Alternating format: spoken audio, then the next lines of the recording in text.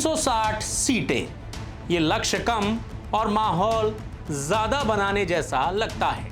सवाल ये है कि क्या बीजेपी सचमुच 360 सीटों तक पहुंचेगी या इस आंकड़े का इस्तेमाल चुनाव से पहले विपक्ष और मतदाता दोनों पर मानसिक दबाव बनाने के लिए किया जा रहा है।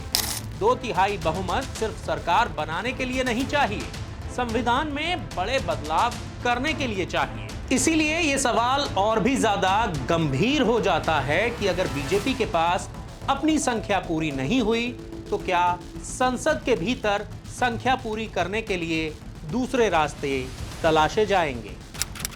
क्या विपक्ष सदन में मौजूद रहेगा? क्या उसे बोलने का मौका दिया जाएगा? क्या सांसद निलंबित होंगे? क्या वॉकआउट होगा? और क्या फिर कहा जाएगा कि देखिए सदन ने बहुमत से फैसला कर दिया? सवाल केवल इतना नहीं है कि बीजेपी 360 सीटें लाएगी या नहीं, सवाल यह भी है कि अगर जनता ने 360 का मौका नहीं दिया तो क्या संसदीय प्रक्रिया के भीतर कोई ऐसा रास्ता बनाया जाएगा जिससे नतीजा फिर भी 360 जैसा ही नजर आए। चलिए सबसे पहले समझते हैं कि 2/3 बहुमत इतना ज्यादा महत्वपूर्ण आखिर क्यों है। लोकसभा की कुल सदस्य संख्या 543 है। अगर सभी सांसद सदन में मौजूद हों तो किसी भी संवैधानिक संशोधन को पास कराने के लिए कम से कम 362 सांसदों का समर्थन चाहिए। इसे ही आम बोलचाल में सुपर मेजॉरिटी कहा जाता है। यही वजह है कि पिछले कुछ समय से बीजेपी की तरफ से पहले 400 पार और अब मिशन 360 जैसा लक्ष्य सामने आते रहे हैं। हालांकि 2024 के लोकसभा चुनाव में बीजेपी को अकेले ही 240 सीटें मिली थी। एनडीए के पास करीब 293 सांसद हैं। अगर टीएमसी के बागी सांसदों और शिवसेना के शिंदे गुट के सांसदों को जोड़ दिया जाए तो ये संख्या करीब 313 तक पहुंच जाती है। यानी सुपर मेजॉरिटी से अब भी तकरीबन 41 सांसद कम हैं। कहा यह भी जा रहा है कि अगर एनडीए को 41 सांसद और मिल भी जाएं, उनका समर्थन भी मिल जाए तो संवैधानिक संशोधन का रास्ता आसान हो सकता है।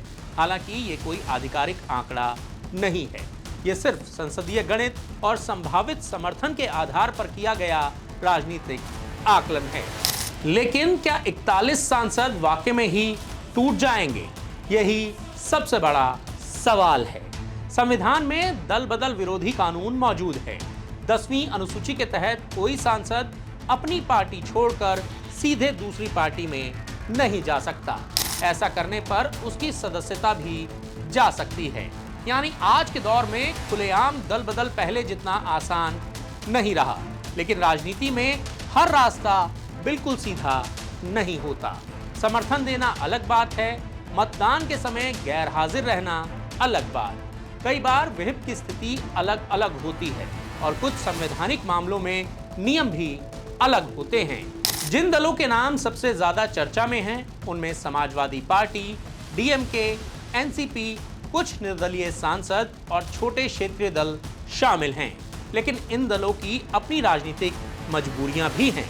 समाजवादी पार्टी उत्तर प्रदेश में बीजेपी की सबसे बड़ी प्रतिद्वंद्वी है। डीएमके तमिलनाडु में बीजेपी के खिलाफ सबसे मजबूत दल है। वहीं शरद पवार की पार्टी महाराष्ट्र में कांग्रेस गठबंधन का अहम हिस्सा भी है। ऐसे में इन दलों के सांसदों का खुलकर बीजेपी के साथ आना फिलहाल तो आसान नहीं नजर आता। मिशन 360 की जो चर्चा बीजेपी के अंदर मीडिया या राजनीतिक गलियारे में है, ये अनायास नहीं है।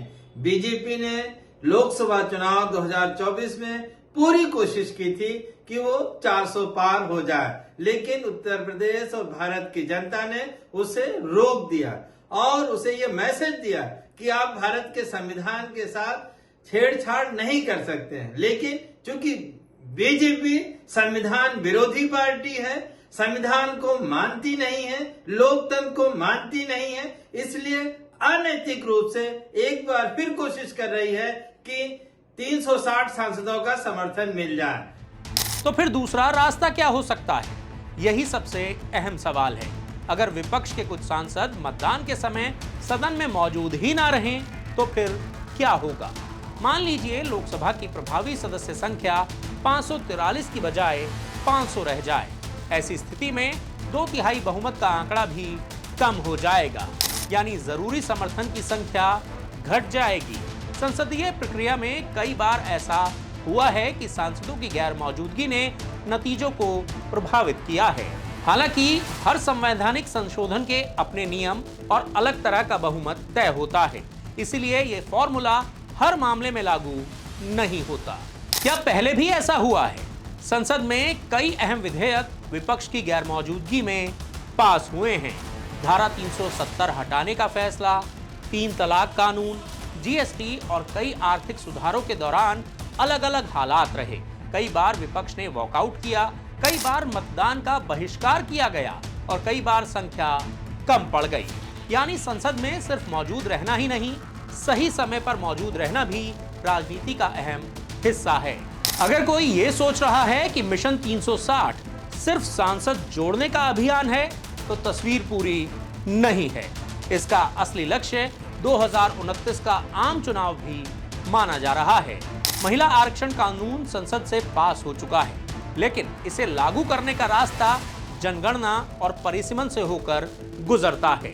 परिसीमन के बाद कई राज्यों में लोकसभा सीटों की संख्या बदल सकती है। दक्षिण भारत लंबे समय से इस मुद्दे पर चिंता जता रहा है। वहां आशंका है कि जनसंख्या नियंत्रण का फायदा मिलने के बजाय उनकी राजनीतिक हिस्सेदारी कम हो सकती है। दूसरी तरफ उत्तर भारत में सीटें बढ़ने की संभावना जताई जाती रही है। यही वजह है कि परिसीमन सिर्फ चुनावी मुद्दा नहीं, बल्कि संघीय व्यवस्था से जुड़ा बड़ा राजनीतिक सवाल भी है। उधर सरकार लंबे समय से वन नेशन वन इलेक्शन की बात कर रही है। इसके लिए भी कई संवैधानिक संशोधनों की जरूरत पड़ सकती है। यही वजह है कि सुपर मेजॉरिटी का महत्व और ज्यादा बढ़ जाता है। अगर सरकार के पास पर्याप्त संख्या नहीं होगी तो उसे विपक्ष के सहयोग की जरूरत पड़ेगी। विपक्ष ये अच्छी तरह जानता है कि उसकी सबसे बड़ी ताकत उसका संख्या बल है। इसीलिए किसी भी अहम मतदान में वो अपने सभी सांसदों की मौजूदगी सुनिश्चित करने की कोशिश करेगा।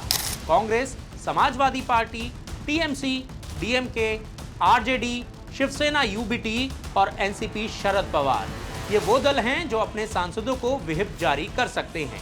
यानी विपक्ष की एकजुटता सरकार के सामने सबसे बड़ी चुनौती होगी। क्या बीजेपी के लिए ये रास्ता आसान है? नहीं, बिल्कुल नहीं, क्योंकि उसके सहयोगी दलों की भी अपनी अपनी राजनीतिक प्राथमिकताएं हैं। टीडीपी, जेडीयू और एलजेपी जैसे सहयोगी हर मुद्दे पर एक जैसी राय रखें, यह भी जरूरी नहीं है।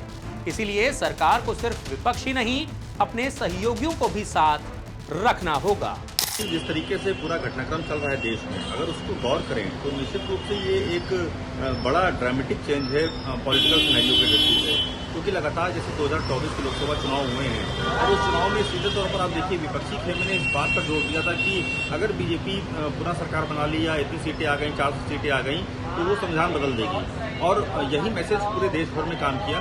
बीजेपी और उनके सहयोगियों की 400 सीटें तो नहीं आ पाई, लेकिन कुछ हद तक विपक्षियों ने रोकने का काम जरूर किया।